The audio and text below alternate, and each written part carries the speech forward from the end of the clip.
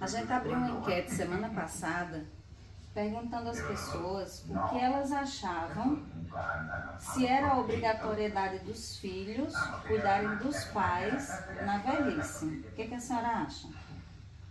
Os filhos são obrigados a cuidar dos pais na velhice? Obrigada. É? Por quê? Sei lá. E aí algumas pessoas até disseram, artigo 229 da Constituição Federal. Eu vou ler para vocês o que diz o artigo 229 e depois a gente vai discorrer sobre isso. Os pais têm o dever de assistir, criar e educar os filhos menores. Os filhos maiores têm o dever de ajudar e amparar os pais na velhice, carência ou enfermidade. Você vê que em nenhum momento aqui ele fala da obrigatoriedade de cuidar. Ele fala em amparar, dar suporte, ajudar, auxiliar. Então, se o cuidar for algo sacrificante, como algumas pessoas colocaram, o argumento de que mas os pais se sacrificaram pelos filhos. Então, os filhos precisam se sacrificar pelos pais. Não. A partir do momento que o cuidar é sacrificante, vai ser ruim para as duas pessoas envolvidas, ou mais, para a família toda. Sacrifício não é algo que o filho pediu ao pai, nem é algo que o pai vai querer do filho. A gente deve cuidar sim, desde que a gente tenha condições para isso.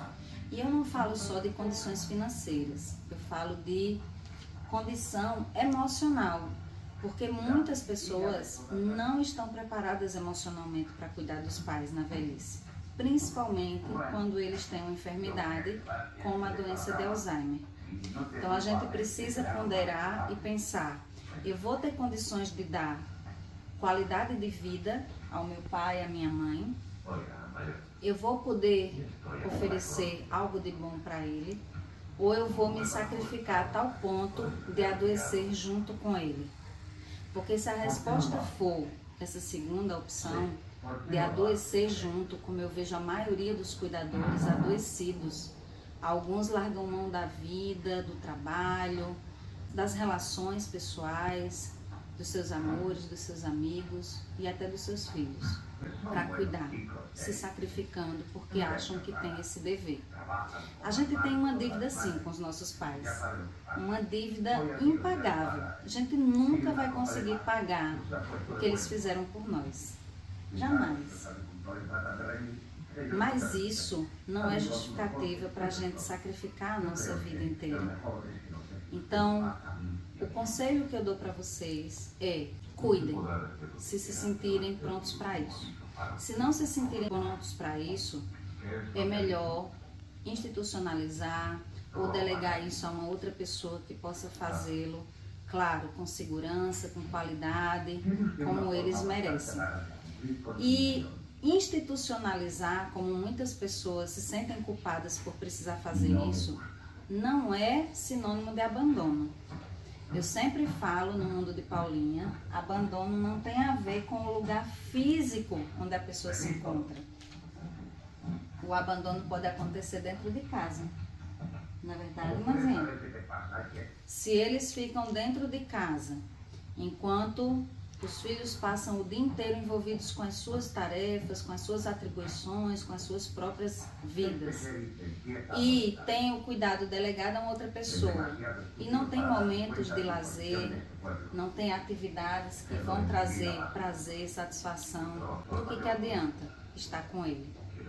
É importante que os filhos cuidem dos pais, se assim puderem, mas trazendo para eles qualidade de vida, trazendo para eles lazer, interação. Eles têm que fazer parte do dia a dia da família.